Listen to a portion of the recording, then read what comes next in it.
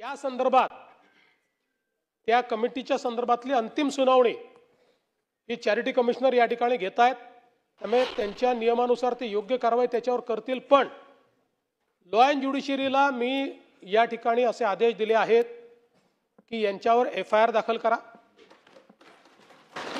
आणि पोलिसांना सांगितलेलं आहे की बाहेरची टीम पाठवून या ठिकाणी याची पूर्ण चौकशी करा। आपल्या सोबत ऋषी शेटे आहेत, जे अनेक वर्षांपासून शिंगणापूरच्या देवस्थानच्या कारभाराच्या विरोधात लढत आहेत।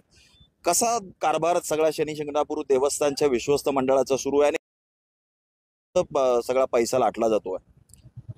ज्याप्रमाणे औरंगजेबाने आपली हिंदू मंदिरे लुटली, त्याचप्रमाणे स्थानिक राजकीय शंकरराव गडाख यांनी स्वतःच्या स्वार्थासाठी आपलं शनी शिंगणापूरचं मंदिर लुटलेलं आहे।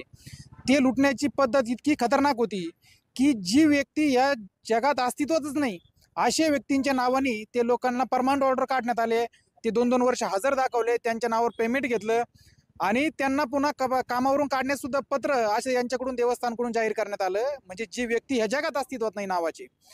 शनी शिंगणापूर देवस्थानमध्ये ॲपच्या माध्यमातून आपण बघितलं की शेकडो कोटीचा भ्रष्टाचार या शनी शिंगणापूर देवस्थानकडून भाविकांकडून फसवण्यात आलं। भाविकाला सांगण्यात आलं की तुमची आम्ही पूजा करू, तुमच्या तेलाचा डबा होऊ। एका दिवशी 3-3 हजार 4-4 हजार लोक तेलाच्या डब्यासाठी पैसे टाकत होते आणि हे एकच डबा तेलाचा वाहून 4,000 लोकांना तिचा व्हिडिओ पाठवत होते। म्हणजे याचं गांभीर्य खूप मोठं आहे।